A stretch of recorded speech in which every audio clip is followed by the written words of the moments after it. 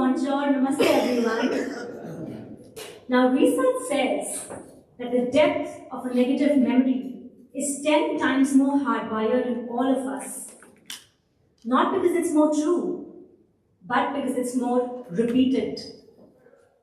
So today, if you or someone you know is feeling behind, low, overlooked, underestimated, lost, invisible, if you're feeling, this isn't the plan that I had for life, this is not how it was supposed to go, if you're feeling that kind of success exists, but for people like them, not for me, then I promise you that in the next 15 minutes, we are going to weaken the grip of all these weird beliefs, thoughts that we hold about ourselves that stop us from meeting our potential. Because guess what? Potential is pointless until it's met. And you might wonder, who is she to tell me how to conquer my confidence? What does she know about my life? What does she know about my story? And my answer to that is yes.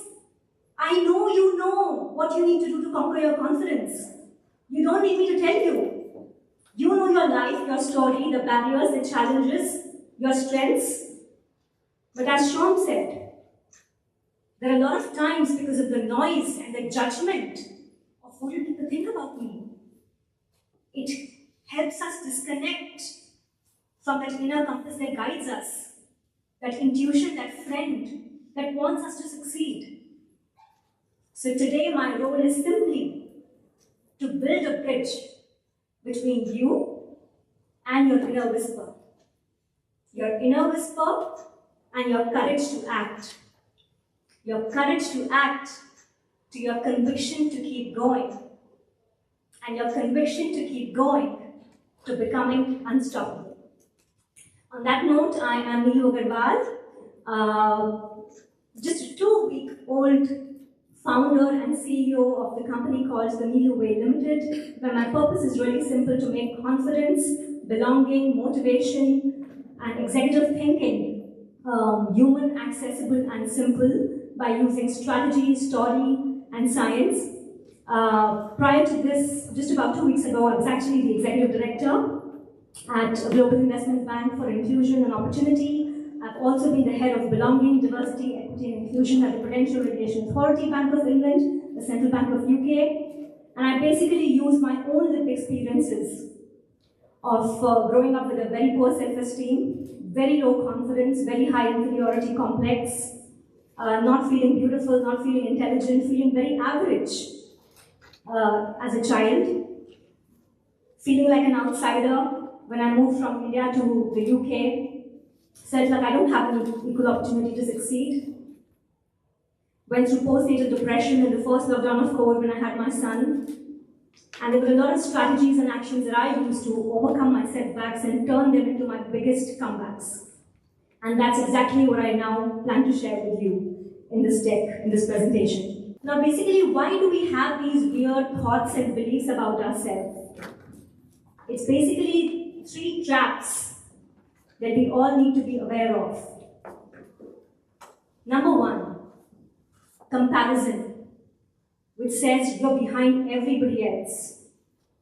Number 2, the spotlight effect, which says everybody is watching you. And number 3, my most favorite disfavorite, you don't have what it takes to get there. So in the next few minutes, we are going to disarm each one of them. Number 1, comparison. I don't know about you guys, but I have certainly been in that place where I felt, you just got promoted, what about me? I'm working hard here. Look at that couple, they are busy traveling and posting great pictures on social media. That's not the reality of my life. They just got my dream job. I've been trying so hard, what about me? Comparison makes you compare your worst weakness to somebody's strongest strength. It makes you compare your movie to somebody else's highlight reel. It makes you compare your middle to somebody else's end. It makes you compare your inside story to somebody else's outside story.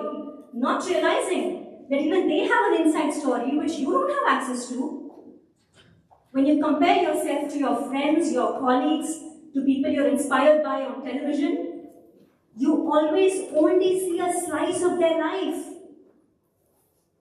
You will never know what was their childhood trauma, what is their mental health like, what's the relationship they have with their parents, what's the relationship they have with their spouse, with their kids, what are their goals and aspirations, how are they feeling about themselves. Yet we are busy issuing a certificate to everybody that please come and judge me, please come and validate me. And guess what comparison does to you? It makes you blind to your blessings. It makes you blind to the progress you are making in your life. It makes you blind to what's quietly working in your favor. It makes you blind to the protection you have that you will never see. Did you know that there was a study done by HBR where they asked a group of people, what would you prefer? Earning 50,000 a month where your friends are earning 25,000? Or would you rather prefer earning 100,000 a month where everybody else is earning 150,000? And guess what the majority chose? They were happier to earn 50,000 a month as long as their social status is higher than their friends. That's how much comparison makes you blind. So my suggestion to you today is beware of the trap of comparison. Number 2, the spotlight effect. We think everybody is obsessed with us. Everybody is always thinking about us. I had this moment this morning. I was putting my makeup on and I had my foundation and I was spraying it and somehow it fell on my dress. And all I could think about was, what am I going to do now? Everyone's going to see, everyone's going to judge me. And thank God that I was rehearsing the speech and I was talking about the spotlight effect and I had to tell myself that people are not doing a get ready with you in this event. People are here to listen to my content. And I immediately took command and control of the fact that no, it's fine. I'm here to speak, and if people find my content valuable, they're not going to judge me just because I have something spilled on my dress. And guess what? We all overestimate by 80% how much people are thinking about us. What does that lead to? You start shrinking in rooms because you think everybody's aware of my failure. I'll give you a very interesting example, a very personal example. When I was in the Bank of England, I was there for 10 years, doing regulatory policy, change-making roles, monetary analysis and whatnot. And throughout my stint, there was this role called as a private secretary role, which is a chief of staff role to a senior executive. I had that aspiration for 6 years that I really want to be a private secretary to a deputy governor of the bank. And while holding that aspiration, I told so many senior people, like, this is my aspiration, can you do my mock interview, can you tell me what kind of opportunities and examples I need to have in my CV? And every time I would go for a job and get rejected, the rejection was quite public because those roles were very public. I went for about 6 or 7 such roles, and every time I went for it, I was stressed about not getting the job, but I was more stressed. Are these seniors going to judge me? They must think that I'm rubbish. They know that I've had this aspiration for so long. How can she not be cracking an interview? I forgot that they have their own career too. Maybe they are going through rejections too. Maybe what they're actually thinking about me is that how committed is she to hold that aspiration and to have the determination to keep going and never flip the script. So remember, that spotlight effect can really trap you, and it doesn't need to trap you. People are not judging you as much as you think they are. They are not thinking about you as much as you think they are. And the moment you're aware of it, it's easier to take that risk. It's easier to take that scar. It's easier to take that failure. And number 3, I don't have what it takes to get there. This was my BAU, business as usual conversation with myself, when I especially moved from India to London.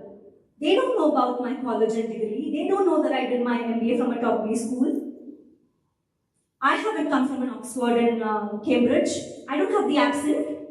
I don't have the information of these social cues that people use in networking events to impress people. I don't have the personality personality, I don't have the charisma. I don't understand the jokes here. I don't understand the accent here. And I used to discount myself and de-sponsor myself from opportunities every single time. I would make everybody extraordinary to let myself off the hook. And that's the biggest disservice you can do to yourself. And guess what I learned in my journey? That the rate at which one can determine how successful one can be in life is based on two things: your talent and your grit. Your talent is something that you may or may not have inherently. But grit is something that's totally in your control. Your commitment, your discipline, your consistency, your research, your hard work, your connections, your resourcefulness. And guess what? Both have an equal proportion to determine whether you'll be successful in life. But we think that if I'm not talented, I can put in the grit, but I won't be successful.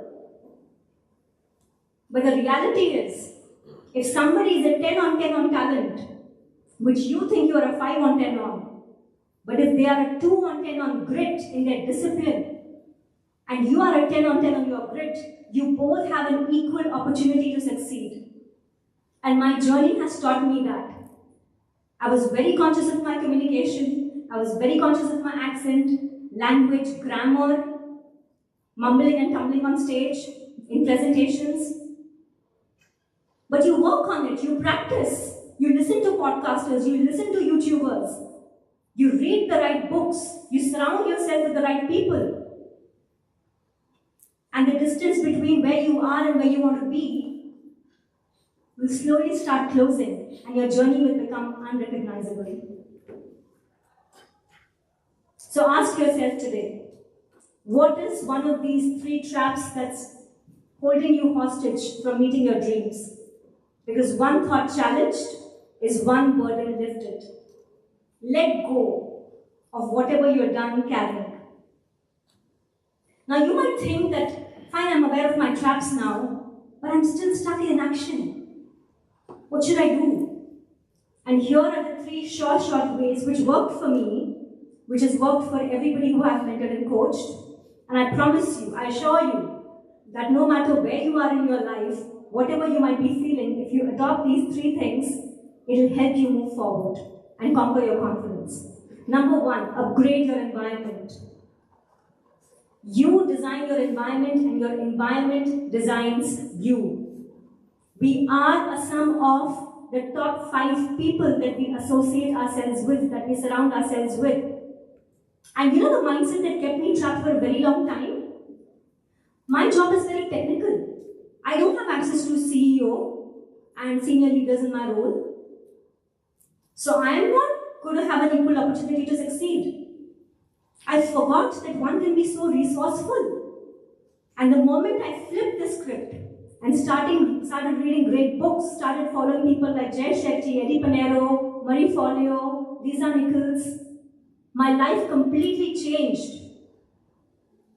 So upgrade your environment.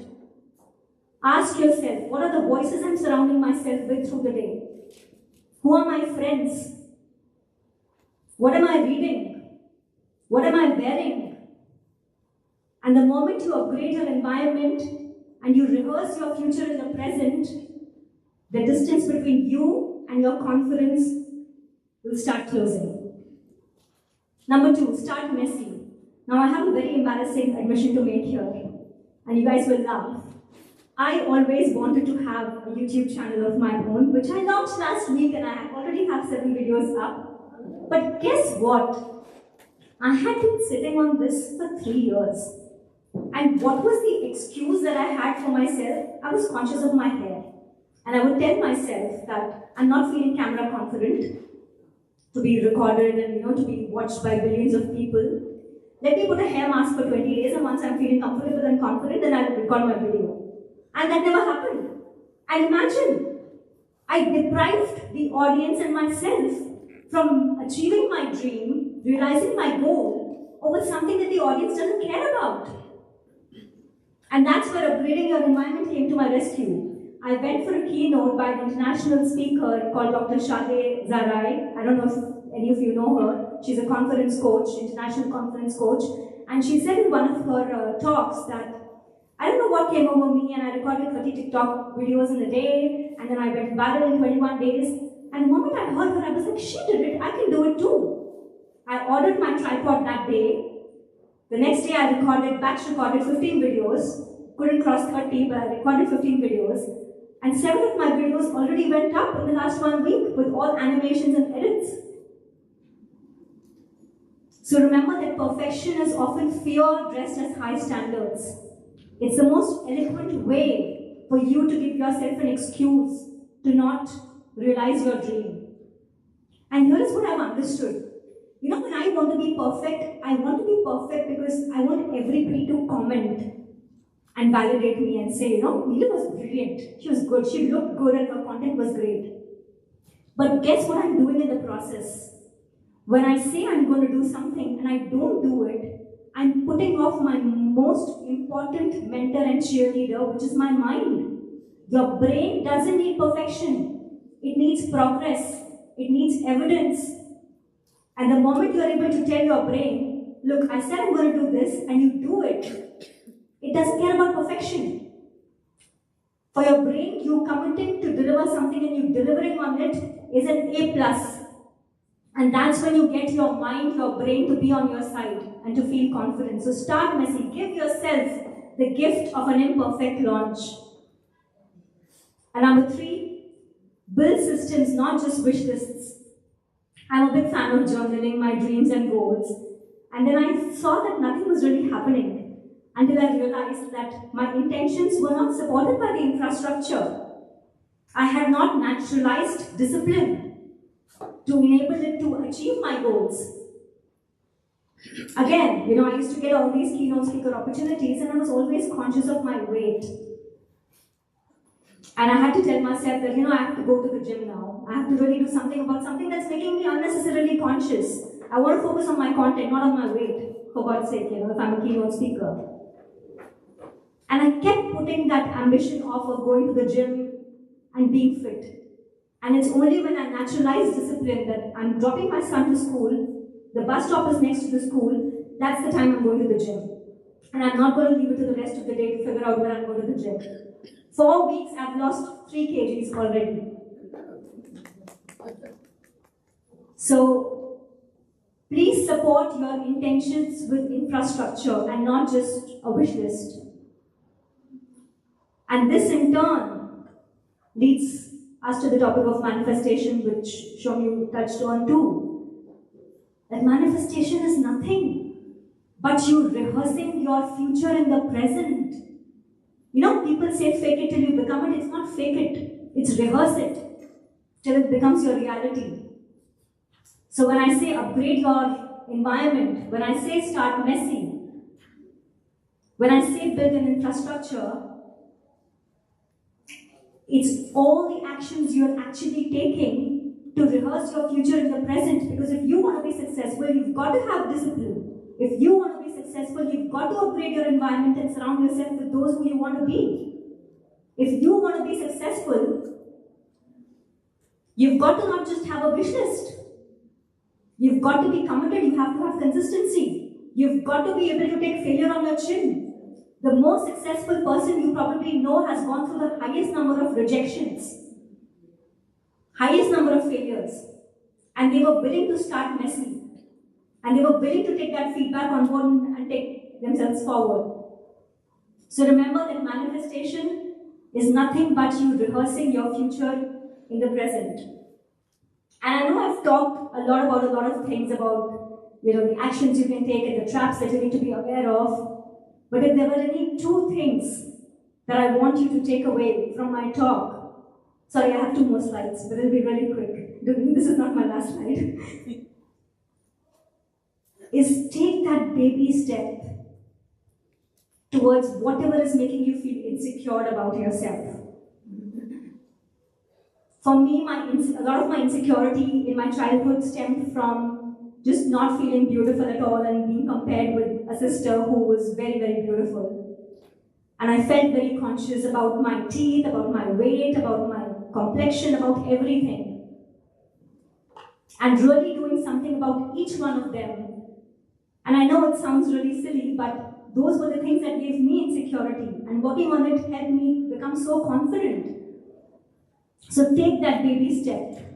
It doesn't have to be dramatic. Don't commit to reading a book in a week. That will never happen, unless you're an avid reader.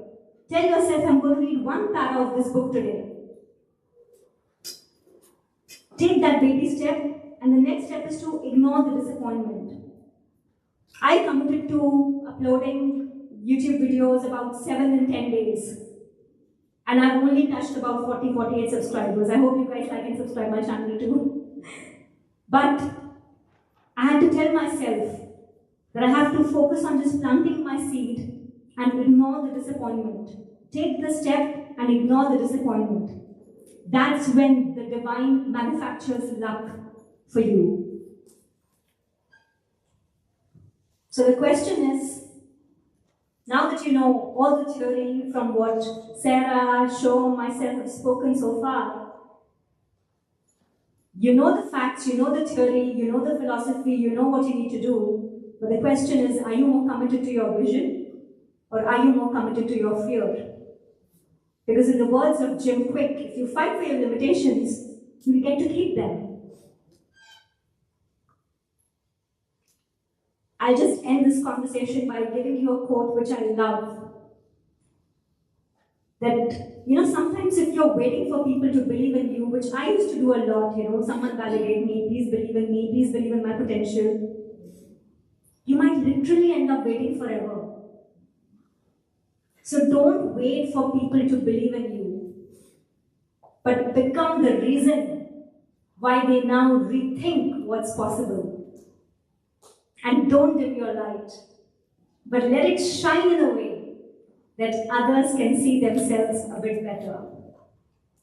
That's it. Thank you so much all. I would love to partner and collaborate.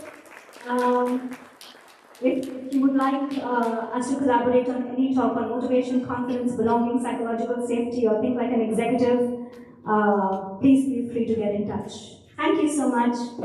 And thank you, Mike Robert, for organizing this great event.